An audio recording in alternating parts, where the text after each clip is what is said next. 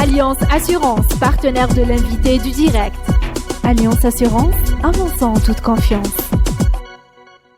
Amis auditeurs, bonjour. L'invité du direct retrouve ce lundi Monsieur Mouloud Haddir, économiste spécialisé des questions de commerce international. Monsieur Mouloud Haddir, bonjour. Bonjour à vous. Merci d'être parmi nous avec Hassan Haddouche. Hassan, bonjour. Bonjour. Alors, l'actualité est un peu échevelée aujourd'hui. Ce lundi, on avait invité Monsieur Haddouche pour parler depuis un moment. Vous voulez parler des questions d'organisation du commerce extérieur algérien dans le contexte du contre-choc pétrolier, limitation des importations, contingentement, tout ce qui s'est passé depuis quelques semaines sur les mesures qui allaient être prises par le gouvernement. Et, hasard de calendrier, il y a ce courrier que vous avez adressé, Monsieur Mouloud Haddir, à Monsieur Pascal Lamy, ancien directeur général de l'Organisation mondiale du commerce, de l'OMC, qui a affirmé dans un livre qui vient de paraître qu'il avait tenté d'aider l'Algérie pendant les nombreuses années où il était à la tête de l'OMC. Aider l'Algérie à quoi ? À intégrer l'OMC, mais enfin il a dans cet extrait-là, il s'est plaint du fait que il n'a pas réussi à le faire. Donc vous lui faites une lettre ouverte qui s'intitule « Non, vous n'avez pas aidé l'Algérie, vous l'avez enfoncé ». C'est à la une de Maghreb émergent. Est-ce que le reproche que vous faites à Monsieur Pascal Lamy n'est pas un peu trop fort ? Non, je ne me situe pas dans l'exercice n'est pas ni d'enfoncer. Le titre, c'est vous qui le choisissez. Mais simplement, moi, c'est une expérience que j'ai vécue dans le cadre de mon parcours professionnel. J'ai été un peu mêlé aux négociations de l'accord d'association avec l'Union européenne. Et je garde le souvenir de la façon dont les négociateurs européens ont exercé des pressions sur l'Algérie de manière générale. Pour nos amis auditeurs, très vite, le grief que vous venez d'adresser par cette lettre ouverte à M. Pascal Lamy s'adresse à M. Lamy en tant que commissaire européen au commerce. Voilà, parce qu'à l'époque... On peut situer l'époque ? Enfin, nous, la négociation de l'accord d'association s'est passée en gros, ça a duré à peu près 3 années, de 1998 à 2001. Donc c'est 2001 que les négociations ont été terminées. L'accord a été signé en 2002. Il a été mis en application en 2005. Voilà en gros. Pendant cette période de la négociation, Monsieur Pascal Lamy était le commissaire européen au commerce. À ce titre, c'était lui la partie politique de la négociation pour l'Union européenne. Alors, on va vous dire, M. Lamy a défendu les intérêts européens. Pourquoi lui faire le reproche d'avoir été un bon commissaire européen au commerce ? Non, alors, il a défendu, ça je ne lui reproche absolument pas. Il a fait le travail de son point de vue, mais il peut absolument pas dire qu'il a aidé l'Algérie.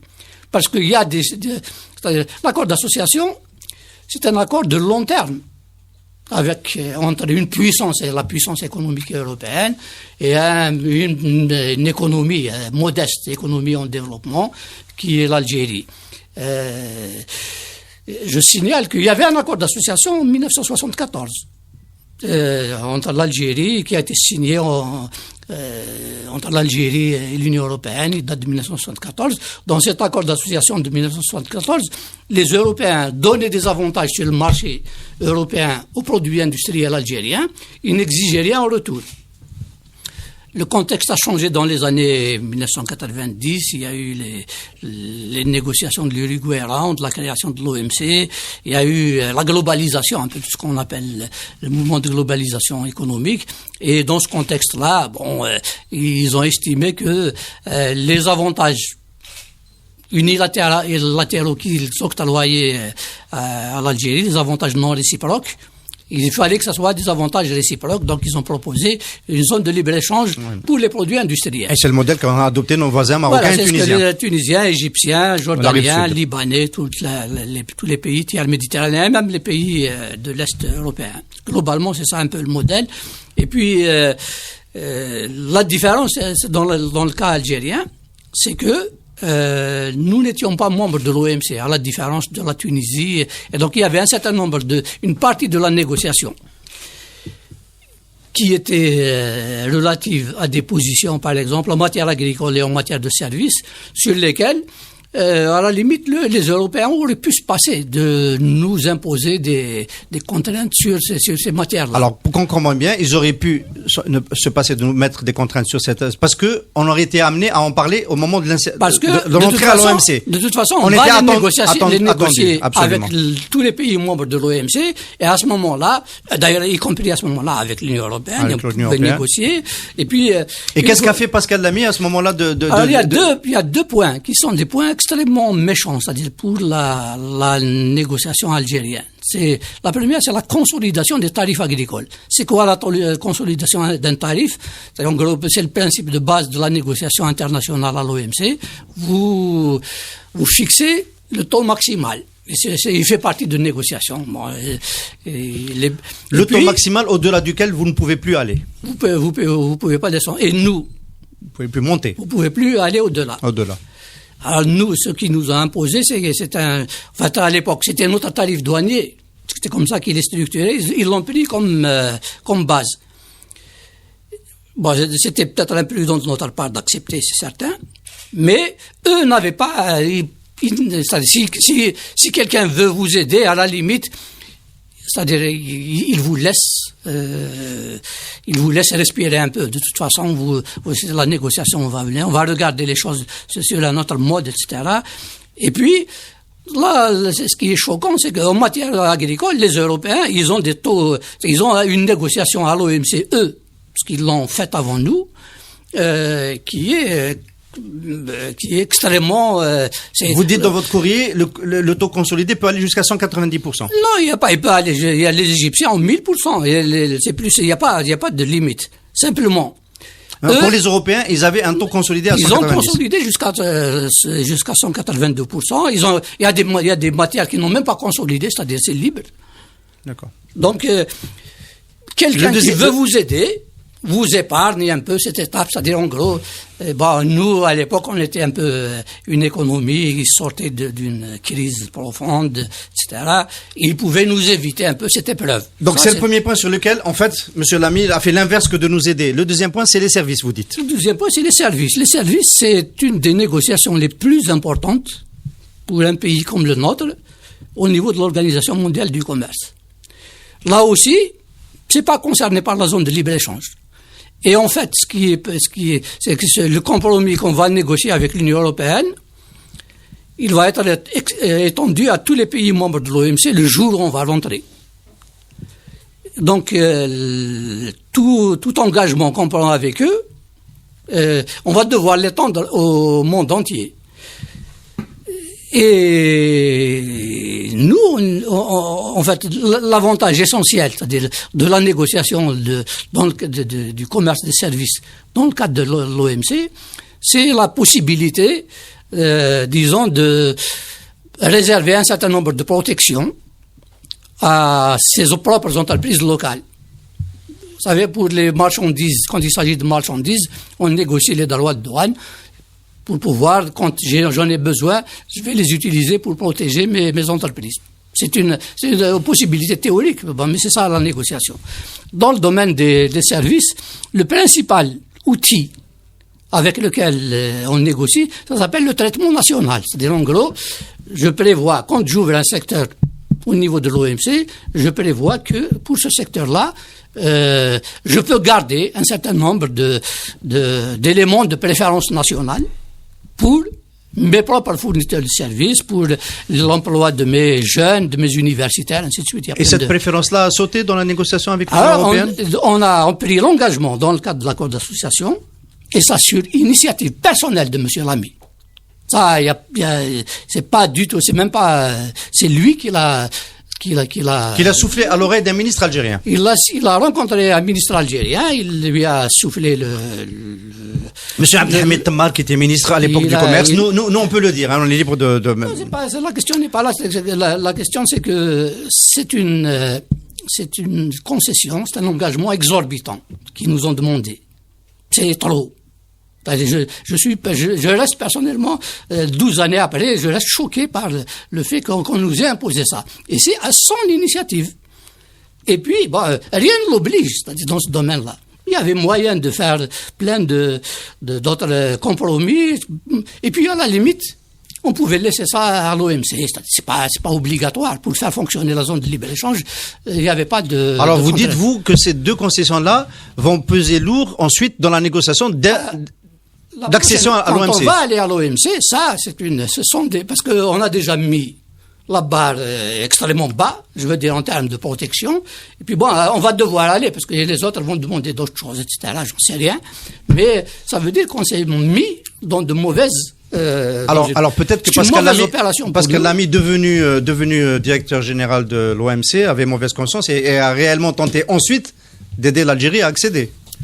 Après avoir planté ses mines. Ce qui vous a incommodé, c'est qu'il revendique d'avoir aidé. En gros, celui qui veut aider, c'est pas comme ça que ça se passe. C'est tout ce que je veux dire. Et à la limite, on lui demande pas de nous aider. C'est-à-dire maintenant, il a fait ce qu'il a fait. Il a défendu ses intérêts et les intérêts de l'Union européenne. Grand bien lui fasse. Mais il faut pas, j'aime pas cette posture morale, on dit, on aide. Il y a absolument rien aidé en quoi que ce soit. Il a fait exactement le contraire. Il a fait des choses sur lesquelles il n'était pas tenu d'aller jusque-là pour nous mettre le couteau sur la gorge. Monsieur Haddad, le message est très clair. Le message est clair. On sera amené à traiter en deuxième partie d'émission ou en troisième de ce cadre-là qui s'est construit justement à ce moment-là de la négociation et qui nous pèse encore aujourd'hui. Peut-être Hassan une question avant. Justement. Alors, bon, si on laisse de côté, disons, ou on clôt provisoirement le chapitre Pascal Lamy et l'aide ou non qu'il a apporté à l'Algérie.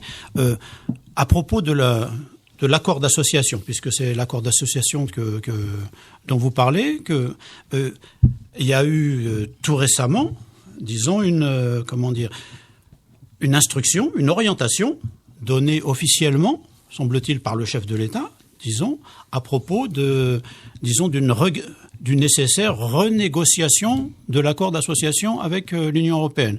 Et on nous a parlé cette instruction date de plus d'un an, je crois.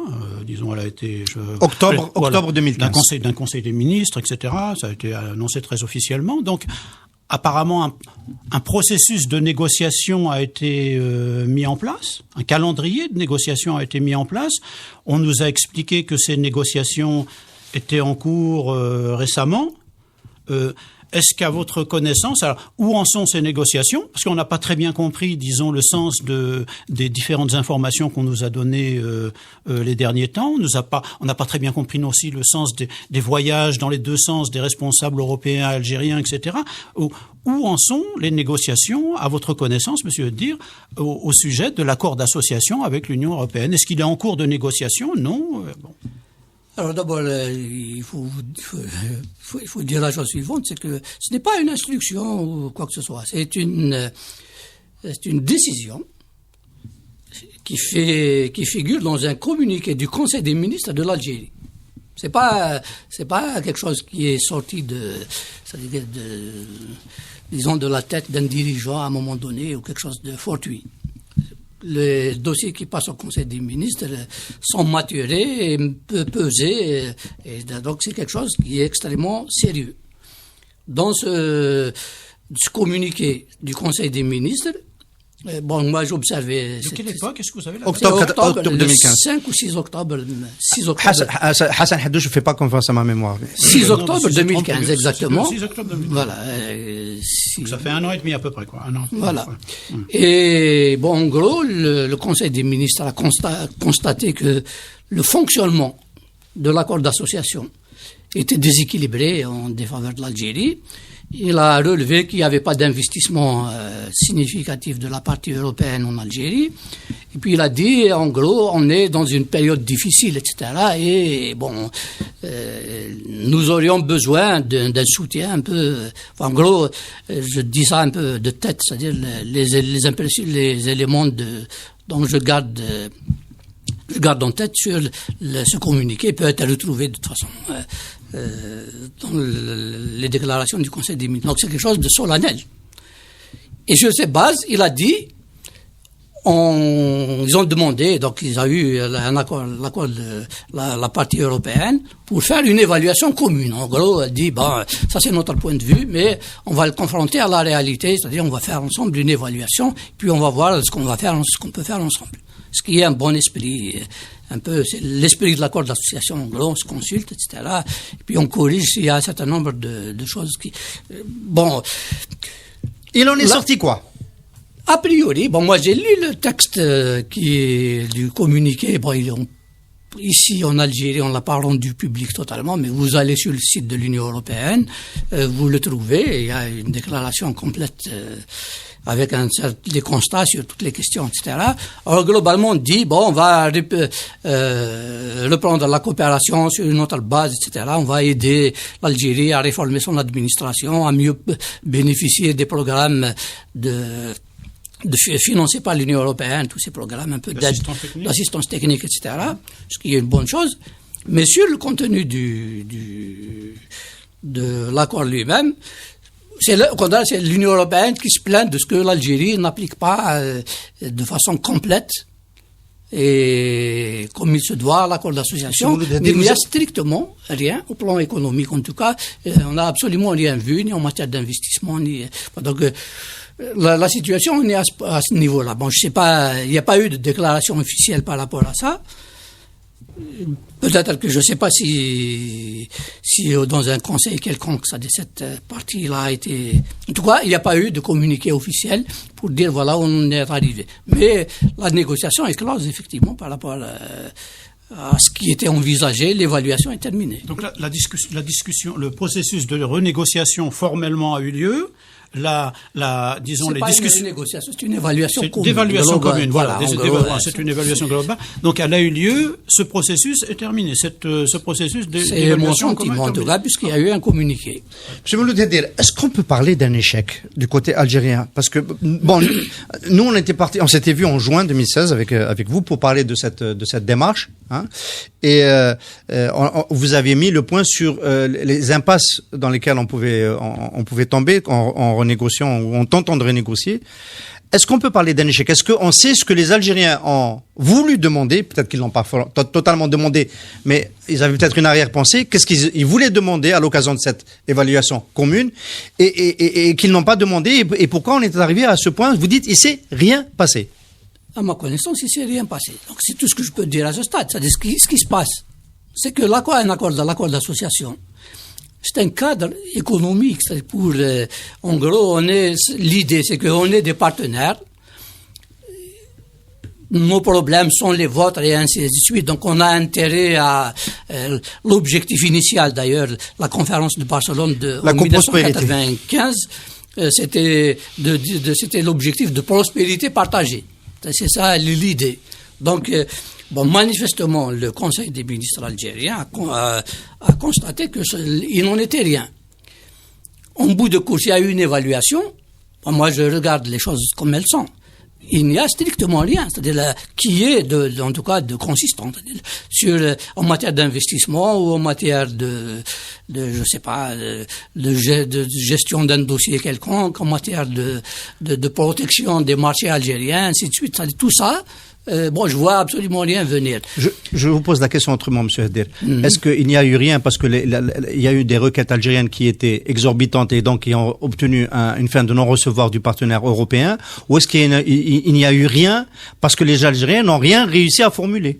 Je n'en sais strictement rien. Moi, je m'intéresse aux résultats en bout de course. Ce qu'ils ont demandé, ce qu'ils ont eu, pas eu, etc. Bon, ça, c'est le secret des négociateurs. Bon, c'est à la limite, c'est de bonne guerre. Mais le résultat en bout de course n'est pas à la hauteur, en tout cas. Ça, je peux le dire. Des attentes du Conseil des ministres algériens. On peut le dire. Monsieur Dir, je vais vous poser la question autrement. Qu'est-ce que, à votre avis, à l'étape actuelle, on aurait pu demander à l'Union européenne? C'est-à-dire que là, c'est une question un peu compliquée parce que, si vous voulez, dans le mauvais fonctionnement de l'accord d'association, nous avons nos propres responsabilités. Il n'est pas normal, par exemple, que on signe un accord d'association et puis on prenne des mesures restrictives sur l'investissement, par exemple. 51-49. Par exemple, c'est-à-dire, mais en gros, on est censé aller dans un autre contexte. Donc ça, c'est un peu notre faute. Mais le résultat... C'est ce qu'ont dit les Européens en 2009. C'est ce qu'ils ont dit dans leur propre évaluation. Mais bon, mais moi, je regarde aussi les intérêts de l'Algérie. Je dis, sur le plan économique, cet accord, est pesant et n'est pas productif pour l'Algérie. C'est tout ce que je dis. Et de ce point de vue-là, il y a moyen d'accommoder, en gros, les problèmes des uns et des autres. C'est-à-dire, il y a moyen on devrait avoir un dialogue sur l'investissement un peu plus musclé. Moi, je dis, par exemple, ça aussi, c'est des responsabilités partagées. Qu'est-ce qui empêche l'Algérie de mettre sur la table 2 ou 3 gros projets structurants, pas des petits projets de PME, etc., sur le digital, sur les télécommunications, sur les transports, j'en sais rien. Il y en a un sur le renouvelable, hein. Par exemple, c'est-à-dire qu'il soit mis sur la table, etc., et qu'il contrebalance un peu les déséquilibres de l'accord, parce que les déséquilibres, ils sont majeurs. Là aussi, à la décharge de l'Union européenne, c'est pas forcément l'accord d'association qui les a produits. Mais avec les autres pays, on n'a pas d'accord de partenariat aussi poussé. Donc avec eux, on devrait pouvoir avoir des choses à demander qu'on ne demande pas aux autres. C'est-à-dire, et d'une certaine façon, ils y auront intérêt, puisque le développement de l'économie algérienne, c'est aussi le développement d'exportation de leur côté. Sur le plan des investissements, donc on aurait pu demander, mettre sur la table, comme vous dites, un certain nombre de dossiers sur les énergies renouvelables, sur le télécom, etc. Bon, très bien. On l'a pas fait apparemment. En tout cas, il y a rien dans les tiroirs du gouvernement algérien là-dessus. Sur le plan commercial, qu'est-ce qu'on aurait pu faire qu'est-ce qu'on aurait pu proposer, nous, aujourd'hui? Qu'est-ce qu'on aurait pu demander aujourd'hui? Sur la partie commerciale, c'est-à-dire que nous, on a ici en Algérie la manie de triturer la partie commerciale. Eh bien, le commerce, ce n'est rien d'autre que le reflet de la santé d'une économie. C'est pas le commerce en lui-même. Et on échange des produits, il faut d'abord les produire. On veut exporter, il faut d'abord le produire, c'est de ça qu'il s'agit. C'est cette dynamique-là dont il faut parler. Donc, on n'a rien à exporter. Vous savez, en matière de commerce aujourd'hui, nous, on a le chic pour triturer la question sous tous les angles. Dans le monde entier, c'est des choses qui sont réglées. Tous les accords, il y a des accords à l'OMC, c'est tous nos partenaires, de toute façon, sont membres de l'OMC. 99, je sais pas combien, dont le commerce extérieur, c'est avec des pays membres de l'OMC. Les règles qui s'appliquent sont les règles de l'OMC. Les règles de l'OMC sont les règles qui sont applicables dans le cadre de l'accord d'association que l'Algérie a signé. Donc, on devrait arrêter, c'est-à-dire les débats internes sur comment je censure ça, les problèmes du commerce international, du coup, ne sont pas à ce niveau. C'est pas, disons, ce qui va me... La question, comment il peut m'aider à mieux produire, à produire de la valeur ajoutée, à exporter, à m'insérer au mieux dans les marchés mondiaux, quel type de coopération énergétique, puisque nous sommes un pays... On va se faire un peu l'avocat du gouvernement algérien. Moi, c'est un nouveau métier, c'est Hassan, c'est une vieille pratique. On peut imaginer que le gouvernement algérien avait déjà sa feuille de route, qu'il allait instaurer des quotas, du contingentement, qu'il allait donc frapper quand même les intérêts européens, parce que l'Europe on importe pour 50% de la zone de l'Union européenne, et que donc il a engagé cette discussion. En fait, c'est une sorte d'alibi pour dire on est en difficulté, on va contingenter. Là, on est passé à 21 produits selon M. Tebboune. Est-ce que ce qui est en train d'arriver en termes de contingentement n'est pas aussi un élément d'une nouvelle négociation que l'Algérie a engagée sans faire beaucoup de bruit? Non, ça absolument pas.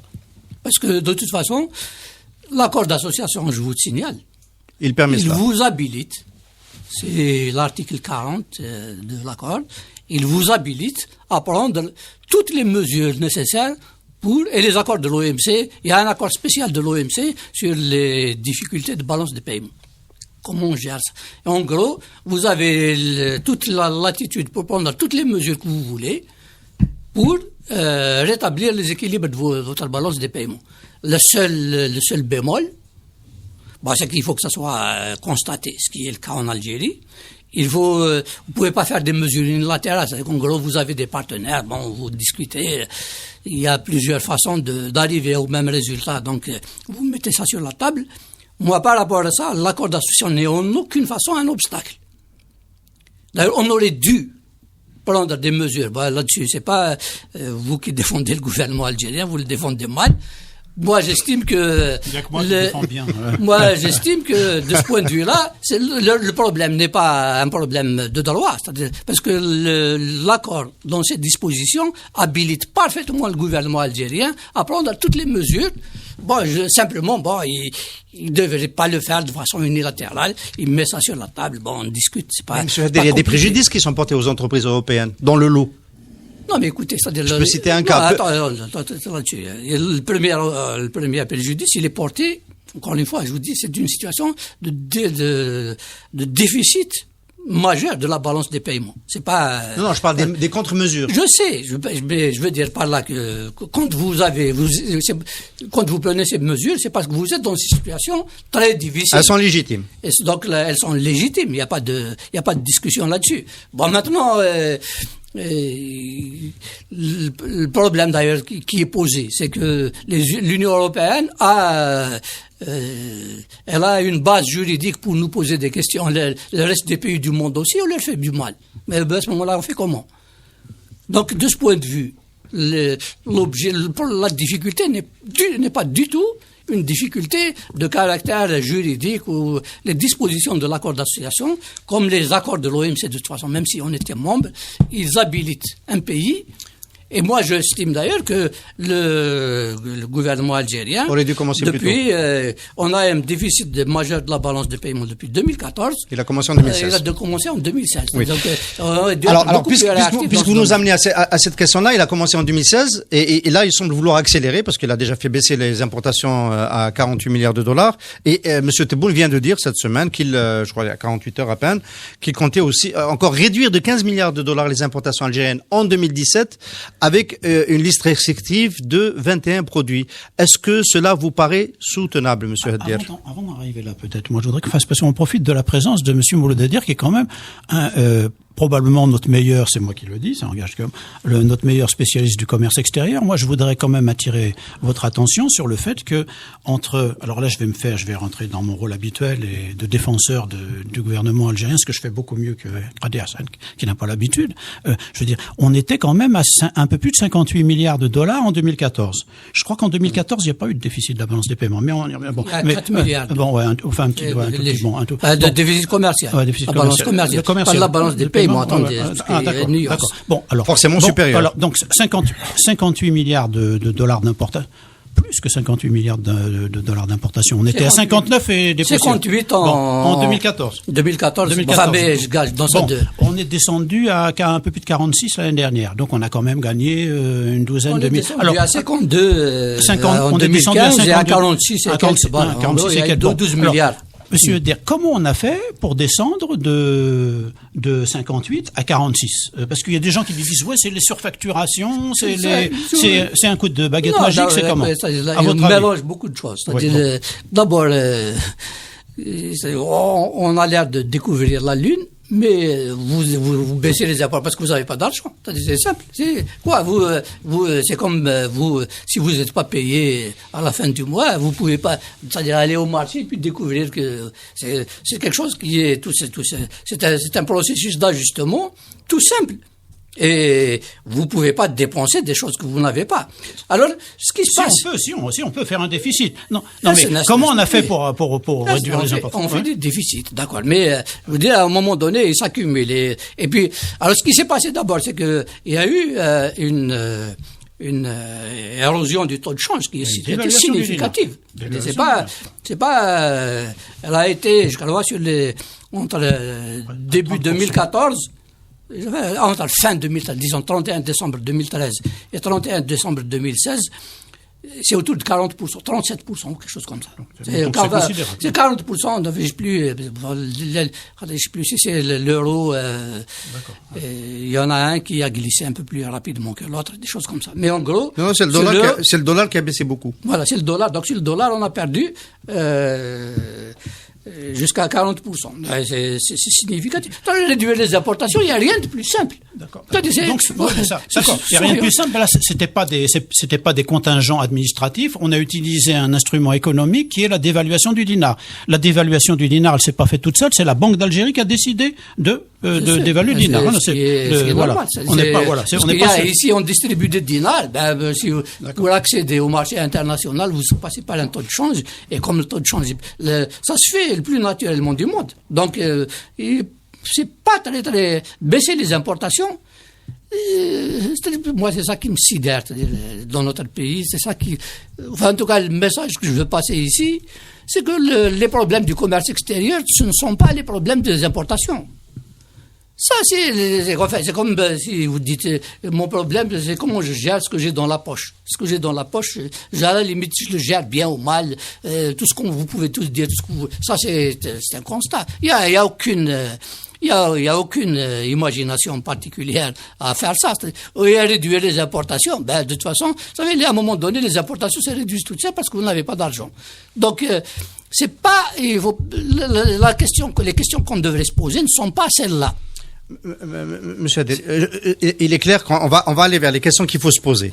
Mais on a bien compris que le gouvernement algérien essayait de gagner un répit en réduisant la saignée. Vous avez parlé d'une véritable saignée de la balance des paiements sur les 3 dernières années, en particulier en 2015 et en 2016. Et là, aujourd'hui, l'ambition, je reviens à ma question. Hassan, j'ai pas très bien compris son intermède sur comment on a baissé les importations. Il me semblait que c'était clair. Mais bon, la prétention de baisser encore de 15 milliards de dollars. On va en prendre 12 milliards de dollars sur 2 ans, 15 milliards de dollars la 3e année sur une traite d'un lot. Est-ce que ça vous paraît, vous, spécialiste du commerce extérieur, sachant que c'est pas l'enjeu central par rapport à ce que nous devons faire, etc., mais on se met dans le logiciel du gouvernement. Est-ce que il est en mesure de le faire? Encore une fois, moi, si vous voulez baisser les importations, vous faites, il y a maintenant un système de licence. Vous décidez, vous pouvez baisser vous pouvez aller à 10 milliards de dollars, si vous voulez. C'est vous qui prenez la décision. C'est une décision du gouvernement algérien. Et il y a juste à dire, à la limite, c'est-à-dire la question qu'on devrait lui poser, c'est où est-ce que, c'est-à-dire les 21 produits qu'il a annoncés, c'était la question suivante. Est-ce que ça pèse 10 milliards de dollars ou 12 milliards de, je sais pas, ou 16 milliards de dollars supplémentaires? C'est tout. C'est pas, mais bon, théoriquement, c'est-à-dire en théorie, on peut baisser comme on veut. C'est pas du tout. Et bien sûr, mais à ce moment-là, bien sûr, vous aurez d'autres problèmes sur la scène interne. Ça, c'est une autre question. Vous nous avez dit au mois de juin dernier que le commerce mondial, les inputs, c'est 60% du commerce mondial. Donc, en fait, quand on réfléchit un peu, on peut pas baisser beaucoup sans se mettre à toucher aux inputs. Bien sûr, mais au fait, c'est pour ça que je vous dis, la vraie question. C'est pas du tout. C'est une question très grave. Grave au sens sérieux, c'est-à-dire lourde. C'est une question qui veut dire quoi? Moi, je regarde les importations industrielles de l'Algérie. En 2016, les importations, disons, industrielles, tout produit confondu, input, tout ce qu'on a. On est à peu près entre 36 et 37 milliards de dollars d'importation. Et on a à côté les exportations 2016, 28 milliards. Alors qu'est-ce que c'est que cette industrie? C'est-à-dire, moi, c'est la question. C'est quoi cette industrie qui est là? C'est-à-dire c'est des secteurs entiers qui sont tous financés par un seul. D'ailleurs, la question est grave parce que aujourd'hui il y a des problèmes dans le secteur des hydrocarbures, etc. Parce qu'on fait peser sur le secteur des hydrocarbures une charge qui est... Parce que c'est comme aujourd'hui, la façon dont on est en train de poser les problèmes, c'est comme si c'est lui qui a failli. Monsieur Dir. Je termine là-dessus, parce que c'est la chose... C'est le message que je veux passer. C'est comme si c'est le secteur des hydrocarbures qui a failli. Alors que tous les autres secteurs, c'est-à-dire tout le reste de l'économie, il est là, c'est-à-dire, on fait des factures pro forma, on va sur le marché international. C'est quoi notre problème? C'est que nous sommes dans un modèle économique qui est insoutenable. C'est-à-dire, faire de l'industrie sur ces bases, c'est complètement absurde. Et on ne peut pas continuer de cette façon-là. On va y arriver. Il faut réfléchir. Alors, il y a un modèle qui a été engagé par le ministre de l'Industrie, c'est la substitution à l'importation. On a un peu le sentiment que c'est une première réponse. Je ne sais pas si elle était bien réfléchie. Par exemple, dans le cadre de l'industrie automobile, c'est de faire du SKD en Algérie. Première question, est-ce que ça a un impact sur la balance des paiements? sur la balance commerciale à court et moyen terme. Deuxième question, est-ce que le modèle auquel vous appelez, qui est le modèle équilibre, on baisse les barrières tarifaires, mais on attire les IDE en contrepartie, est-ce qu'on peut le restaurer, ce modèle qu'on a cassé avec l'Union européenne, hein? Il s'est cassé à partir de 2009. Est-ce qu'on peut le restaurer en prenant des mesures comme ça? Monsieur, La question, non, Hassan, tu as fait déjà la question est la suivante. C'est-à-dire, moi, je dis pas que, est-ce que on va, c'est pas que nous avons, c'est pas est-ce que ça marche ou pas. Nous n'avons pas d'autre choix. C'est ça qu'il faut comprendre. Et moi, ce que je dis par rapport à ce que je regarde sur cette histoire de marché automobile, c'est qu'on n'improvise pas une politique industrielle comme une aubaine parce que il y a des licences d'importation. Ça, c'est ça que je trouve. Je sais pas s'il faut faire du CKD, je sais pas comment il faut s'organiser. Mais quand même, la barrière d'entrée au marché. Est-ce qu'aujourd'hui on a décidé de la monétiser, c'est-à-dire de l'utiliser dans la négociation, de dire vous vendez beaucoup d'automobiles en Algérie parce qu'on avait beaucoup d'argent. Maintenant, si vous voulez continuer à vendre autant, il faut venir produire ici. Bon, produire low intensité, mais produire quand même. C'est pourquoi vous posez cette question. C'est pas votre problème, ça. Vous êtes un journaliste. C'est pas à vous à donner la réponse, ni à moi. La réponse, c'est les gens qui sont à la tête de l'industrie, à la tête du secteur. C'est comme ça que les choses fonctionnent. Je ne peux pas vous répondre, moi, ni savoir ce qu'ils ont dans. Ce que je sais, c'est que ces choses-là se discutent, elles s'énoncent, elles se mettent en œuvre, et puis elles s'évaluent. Ça marche. Donc vous demandez un temps pour évaluer. Ça peut être, vous n'excluez pas que cette politique puisse réussir. Moi, je vous pose le problème à l'échelle de. Non, parce qu'il y en a qui disent que ça ne marchera jamais. Enfin, je sais. Peu importe. C'est-à-dire, écoutez, moi, je pense que les journalistes se posent des questions qui ne sont pas les leurs. Vous avez à constater simplement, il faut que le gouvernement affiche une politique, qu'il dise quelles sont les règles. C'est valable d'ailleurs pour les entreprises. Là, j'estime que ce n'est pas à un ministère d'aller négocier des partenariats. C'est des entreprises qui les négocient. Le ministère affiche une politique, il met en place des règles et dit voilà comment les choses doivent se passer, voici quels avantages je donne à ceux qui veulent se mettre sur un créneau. Si quelqu'un veut faire un immense projet du type de ce que les Marocains ont fait, par exemple, je suis prêt à négocier à ce moment-là d'autres avantages extraordinaires, s'il y a un projet extraordinaire en face, mais pour le reste, j'affiche des règles. Très bien, monsieur. Sinon, on peut pas s'en sortir. Vous attendez de moi que je vous donne des réponses. Monsieur pas chez moi. Très bien. Et puis ça concerne pas. Le problème n'est pas, le secteur automobile n'est pas le fin de. Ça c'est la marotte de Qadi Hassen. Moi je voudrais revenir à une question qui est, à mon avis, plus importante que celle-là. C'est pas la question de la structure de l'économie algérienne. C'est un problème qui se pose depuis 50 ans. On va pas le régler en 5 minutes. Moi le problème que je voudrais vous poser, c'est un problème de conjoncture. Vous nous avez dit tout à l'heure qu'on est arrivé à faire reculer des importations de 58 à 46 milliards de dollars grâce à la dévaluation du dinar. Aujourd'hui, il y a plus, depuis un an, il y a plus de dévaluation du dinar. Le dinar, il est stabilisé. Bon. Comment le gouvernement va-t-il faire, disons, pour, à partir du moment où le dinar est stabilisé, disons, donc il n'y a plus de dévaluation, comment il va faire pour économiser 15 milliards de dollars? Est-ce qu'il peut le faire avec ses 21 produits? Encore une fois, il a annoncé des mesures. Est-ce qu'il peut le faire en économisant sur le fromage, les céramiques et la sauce tomate? Est-ce que ça vous paraît vraisemblable? Voilà la question que je vous pose. Je ne vais pas quand même vous mettre à vous parler de bananes et de ketchup. C'est de ça que parle toute la presse. Nous, on voudrait bien savoir, on voudrait avoir le point de vue d'un spécialiste. C'est tout. Ce que je veux vous dire, il y a un problème de régulation du commerce, du mode de régulation du commerce extérieur de l'Algérie. Le dinar algérien, d'abord là, ce qui nous arrive aujourd'hui, encore une fois, c'est pas parce que les prix du pétrole ont baissé.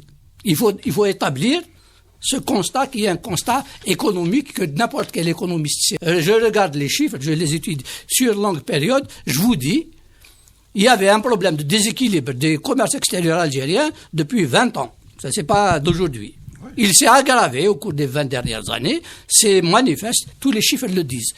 Il faut regarder. C'est ce problème-là qu'il faut regarder. Le dinar algérien est surévalué. Vous regardez tous les économistes, de toute façon, vous disent, les rapports du FMI l'établissent. Il était surévalué déjà. le mode de calcul de détermination de la valeur du dinar, cette histoire de taux de change effectif réel, etc. C'est un système qui consiste à stabiliser en fonction de l'inflation, etc. Or, en faisant ça, en fait, nous avons consacré le déséquilibre du commerce extérieur. Il faut que la politique commerciale extérieure de l'Algérie reprenne ses droits. Or, aujourd'hui, elle est mise de côté. Je vais vous donner un deuxième message. En Algérie, ce que je regarde, personne ne gère le commerce extérieur. Dites-moi qui gère le commerce extérieur de l'Algérie. Personne. Gérer le commerce extérieur, c'est pas gérer les importations. Gérer le commerce extérieur, c'est des choses sérieuses. Il faut que notre pays investisse massivement en ressources, en ingénierie, dans ce domaine-là, pour répondre aux questions que vous posez. C'est pas des choses qui se décident au coin d'un bureau entre un journaliste et je sais pas quoi. C'est des choses qui s'étudient, qui engagent, c'est-à-dire une dizaine d'administrations économiques du pays. Ça concerne les douanes, ça concerne la Banque centrale, ça concerne le ministère du Commerce, les ministères de l'Industrie, des Transports. Tous ces ministères-là sont concernés, c'est ça leur travail. Ils ont un rôle et il faut mettre en place un système de coordination et quelqu'un qui réfléchisse à ces problèmes. Et ne me dites pas... On peut rappeler à nos amis auditeurs, en tous les cas aux plus jeunes d'entre eux, que vous avez présidé l'Observatoire du commerce extérieur au début des années 90, et lequel observateur a disparu, je crois. Il a disparu, oui. Bon, on peut s'organiser de mille façons. La question, c'est que c'est le gouvernement algérien, il doit se donner des instruments de lecture du commerce international, de ce qui se passe dans le monde. En gros, c'est-à-dire il y a dans un pays, aujourd'hui, en système de commerce ouvert, vous savez, il y a les frontières naturelles, vous avez une armée nationale qui s'en occupe, c'est-à-dire vous défendez vos frontières naturelles, physiques. Et il y a les frontières économiques, c'est la politique du commerce extérieur, ça s'appelle. Et aujourd'hui, le monde a changé. Il y a 20 ans, il y a 30 ans, il y a 40 ans, il y avait des débats sur le protectionnisme, est-ce qu'il faut plus de protectionnisme.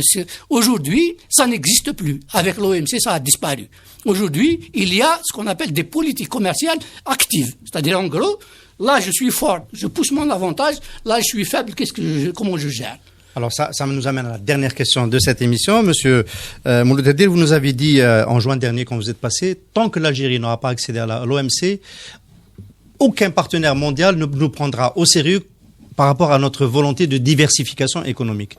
Alors, on a bien compris qu'il y avait des obstacles gênants pour accéder à l'OMC, notamment ces deux contraintes supplémentaires que M. Pascal Lamy nous a ajoutées, la consolidation à 30% et le service. Il y en a d'autres. Et il y en a d'autres. Hein, on est resté sur l'essentiel.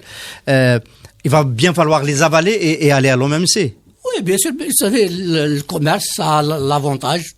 C'est-à-dire, d'abord, pour ça que je disais tout à l'heure, je faisais le lien entre les frontières naturelles et le commerce extérieur. Dans le monde d'aujourd'hui, le développement du commerce, c'est une façon, on se fait la guerre commerciale, on se fait pas la guerre physique. Voilà. C'est-à-dire, parce que l'interdépendance des économies, l'interdépendance des intérêts fait que, j'ai pas intérêt à vous déstabiliser parce que, à ce moment-là, c'est moi-même et c'est comme ça que le monde fonctionne aujourd'hui, et c'est comme ça que, vous savez, les États-Unis, au moment où l'Union européenne s'est créée, le plus gros, ils voulaient pas aller. Parce que, c'est-à-dire, vous savez, quand vous êtes la première puissance militaire, économique, financière, technologique du monde, etc., il est préférable d'avoir des rapports de force individuels. Vous êtes gagnant à tous les coups. Ils y sont allés. Ils l'ont accepté. Ils ont accepté le compromis de l'OMC. Ils ont accepté quelque chose qui est le cœur battant de l'OMC, c'est le système de règlement des différends. En gros, quand il y a des règles, si quelqu'un ne les respecte pas, il y a un système qui permet de résoudre les problèmes et qui est la forme moderne de la gouvernance, c'est la forme future de la gouvernance mondiale. Le système de l'OMC, et donc l'Algérie, elle doit y aller. C'est quelque chose qui est inscrit dans les. Alors qu'il y ait des difficultés, c'est une chose, mais encore une fois, les difficultés économiques, etc. Tout ça, quand vous faites avec un peu d'imagination, tous les obstacles ont une solution. C'est dur, mais bon. De toute façon, la vie est dure. La façon dont nous regardons, nous, l'économie, et en gros, nous, on dort, on a une pension alimentaire qui vient chaque année, elle tombe, et puis on se la répartit plus ou moins, de façon plus ou moins juste, plus ou moins équilibrée. C'est pas ça, la gestion économique. Je vous signale que cette histoire de crise dans laquelle on est, nous, c'est le mode normal de la gestion du commerce extérieur du pays, du monde entier. Il n'y a aucun qui échappe. Contrairement à cette histoire de vous dormez, et puis les équilibres sont là, parce que de toute façon, il y a une montagne d'argent qui va rentrer, et vous allez payer toutes vos turpitudes, etc.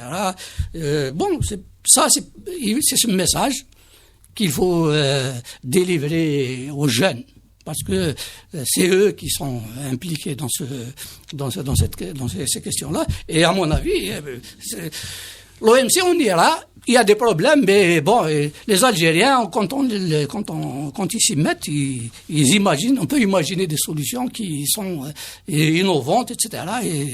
Et la machine revient. Le message, monsieur Heddir, est bien passé. Merci beaucoup d'avoir été l'invité du direct. Merci. Merci à vous.